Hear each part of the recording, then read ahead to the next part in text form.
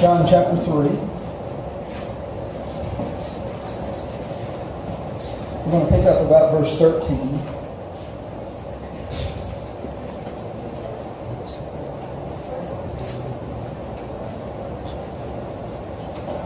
These are the comparative passages. There's a lot of them up here. But I would like to look at a few of them today. I only referred to them, I think, last week. But I would like to look at some of them because verse 13 in 1 John says, "Do not be surprised, my brothers, that the world hates you." And it's a very simple sentence here. Just don't be shocked by it.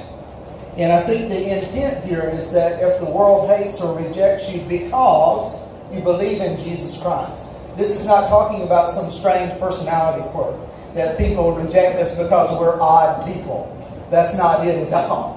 And don't be surprised the world hates you because you are followers of Jesus. That's what he's talking about. And I think when we compare it with John 15 verse 18, and there's just some comparison passages I'd like to look at here.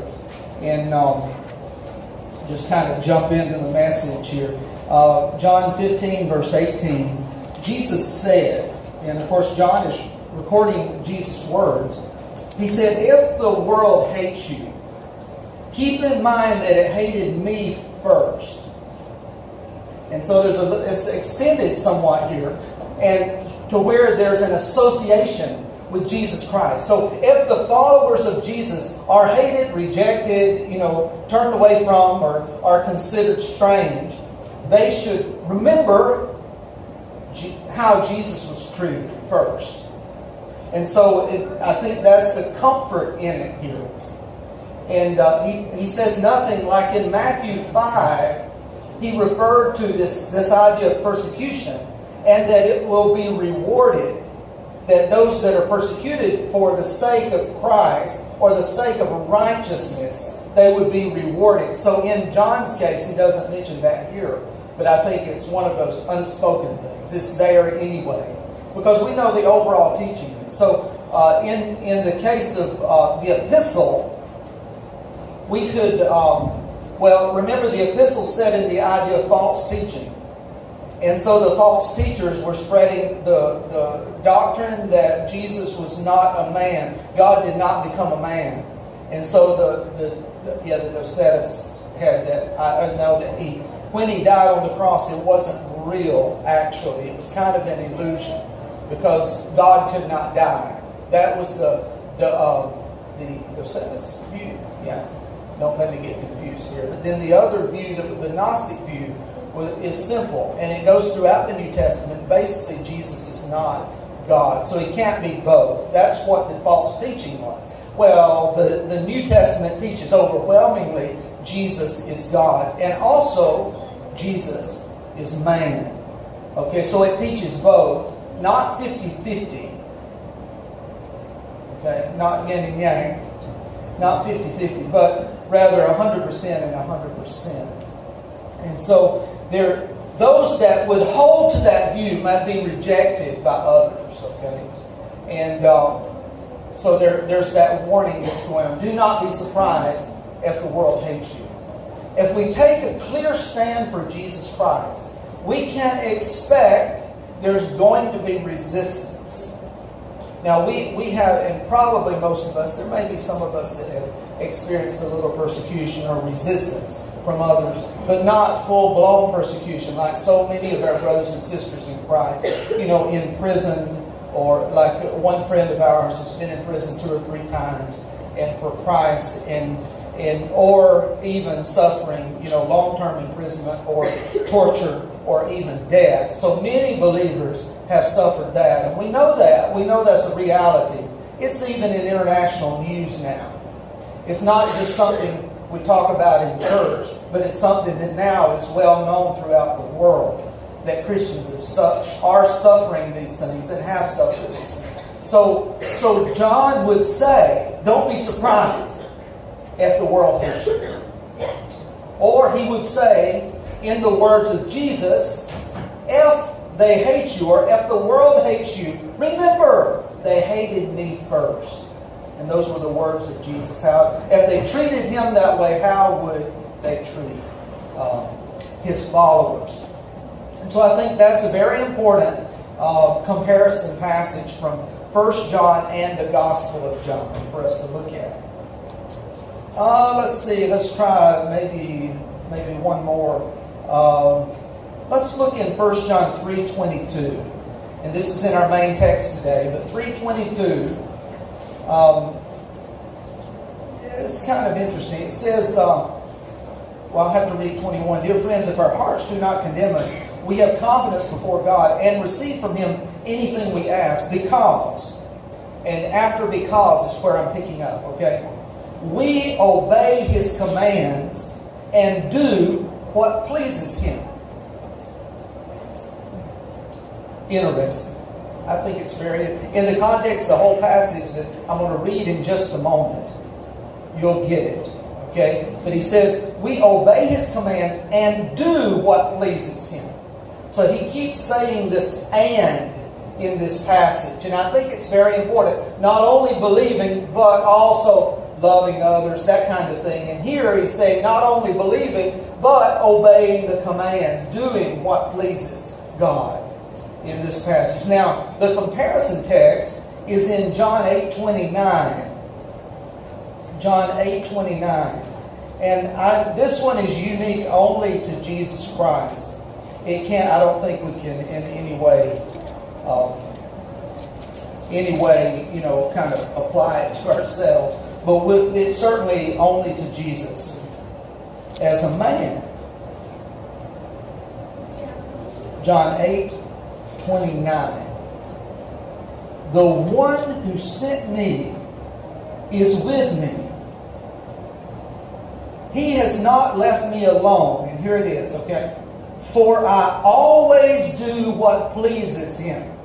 Now these are the words of Jesus. Never once did Jesus do something that displeased His Father. Not even once. Let it sink in.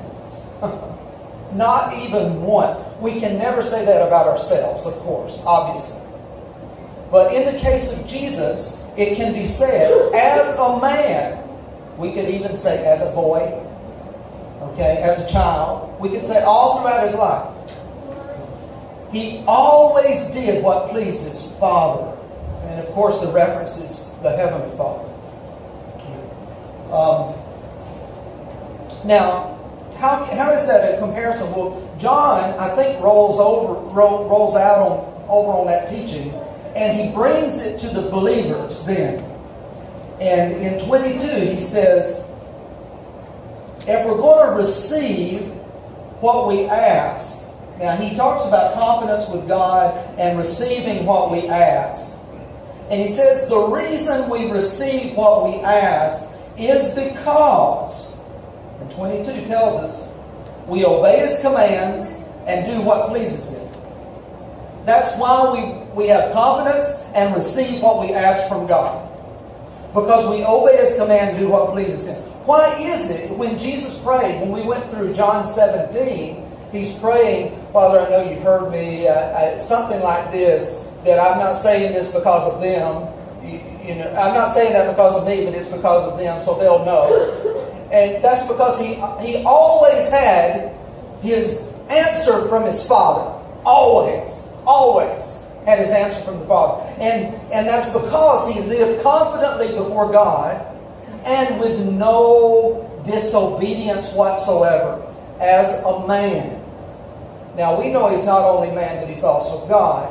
But the false teachers in the time of John didn't realize that. They were trying to lead the people into false teaching regarding Jesus Christ. Just like there are so many false teachers today who do not understand, nor preach, nor really believe in the person of Jesus Christ.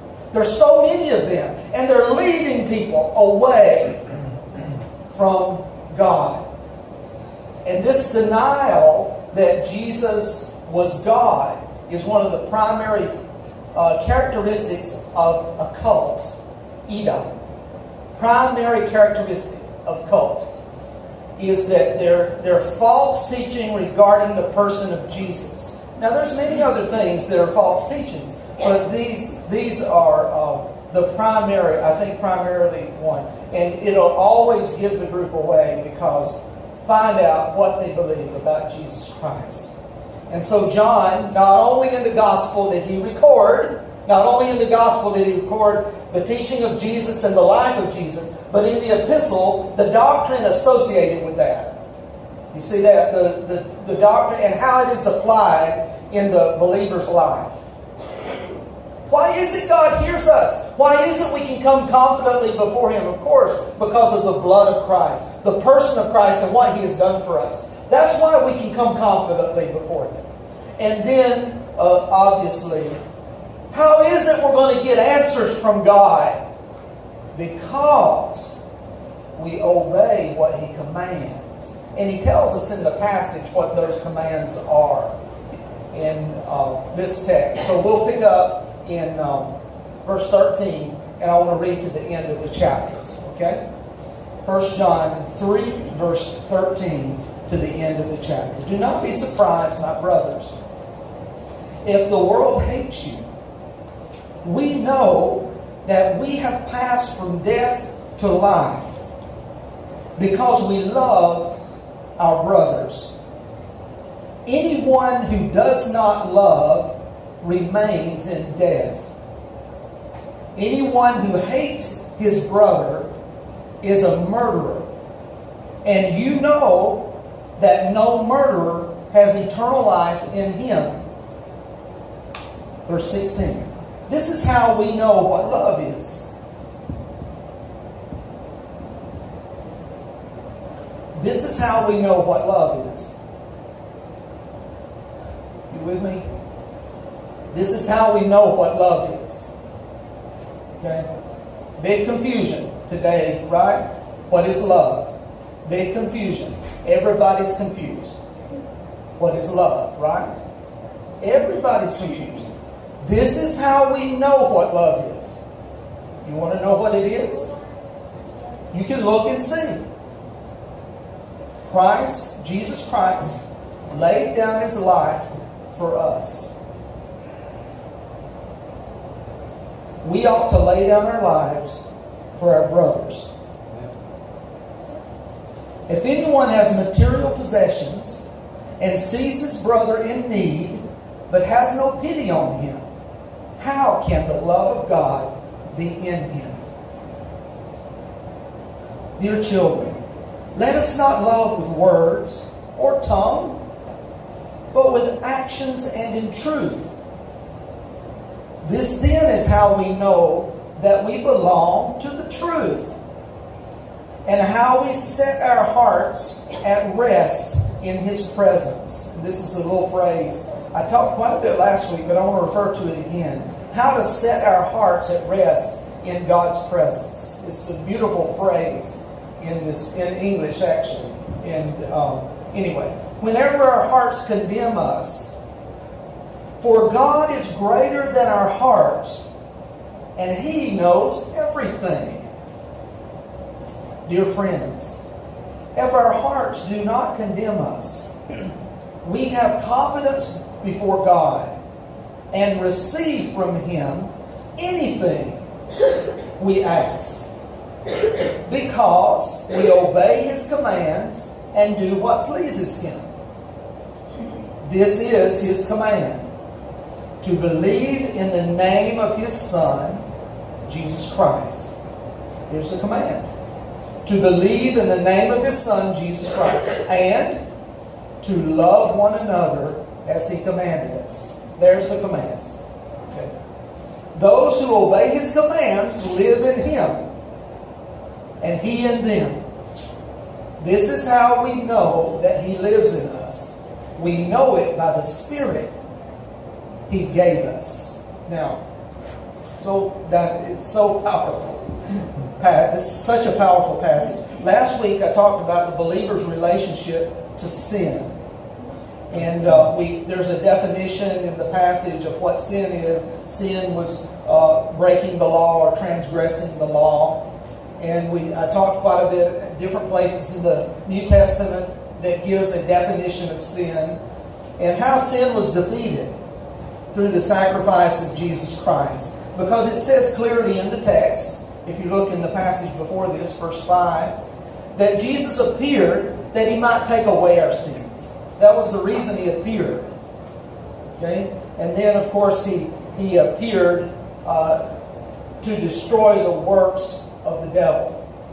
That is in the passage. And so, when we think about it this way, and I'm going to move on. This is actually point 2 of last week's message. And in relation to how sin has been handled. Now, I'm not talking about we've handled it, but I'm talking about how God, through Christ, dealt the death blow, to sin and sin's requirement through Jesus Christ.